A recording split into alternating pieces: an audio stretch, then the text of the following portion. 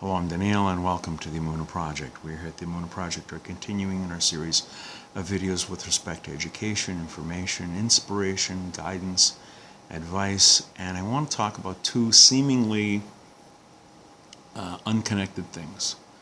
A conditioned response and Kiruv, bringing someone close to God.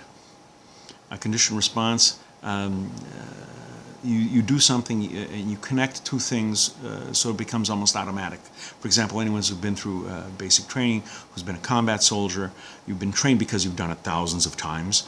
When you hear a bang, an explosion, a shot, you hit the dirt.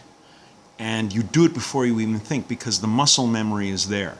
And it happens before, and you don't have to think about it. You hear it many times. Veterans have come back from battle, and they're at home, they're away from the combat zone, screen door slams shut, immediately they hit the ground.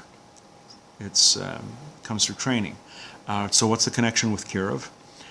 Like the almost reflex-like reaction, some people are so attuned to their mission of bringing people close to the Creator that, for lack of a better expression, that muscle memory is there, and they're always ready for the opportunity.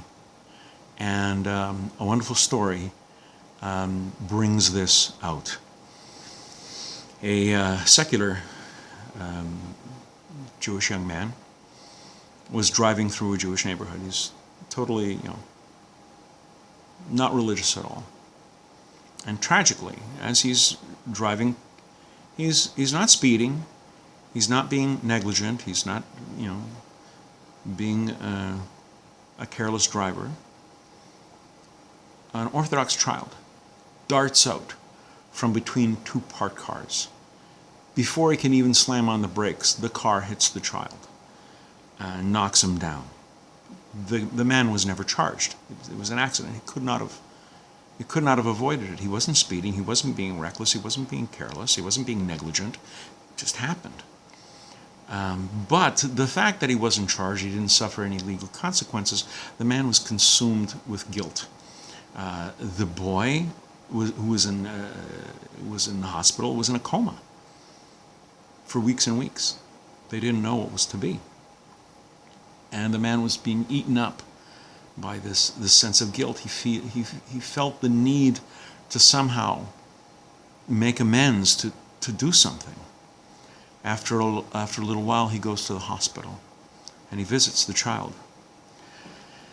He goes there and he's nervous and he doesn't know what to do, and he's directed to the room, the child's room. The child's in a coma, and his parents are there, both obviously observant Orthodox Jews. And he kind of stands at the door, and the mother comes to him and he introduces himself and he says, "I was the driver of the car that hit your child. Tell me what I can do. Tell me what I can do to help." Now, he was thinking that maybe, he can help with the medical bills, with the care afterwards. No. Without missing a beat, the Orthodox woman looks at the man and she says, "You want to do something that would help? You want to do something? You want to help?" He says, "Yes, of course. What is it?" He says, "Commit yourself to being Shomer Shabbos.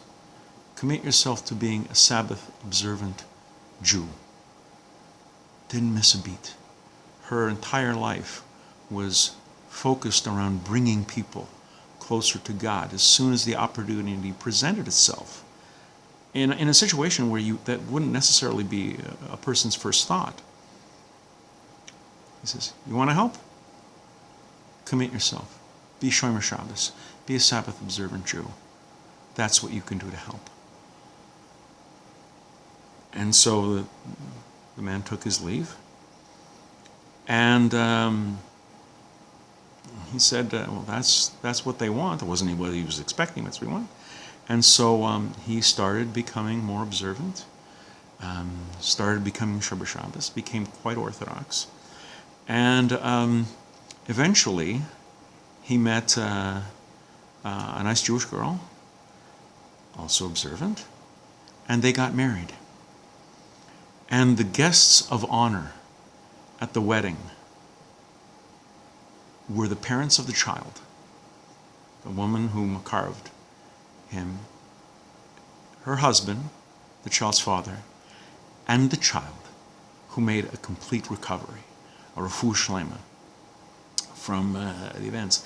And if it wasn't for that conditioned response, if it wasn't for that automatic reaching out for a Jew, second nature to her, she didn't even think about it. It's the first thing that came out of her mouth. This happy ending, as it were, could not have been.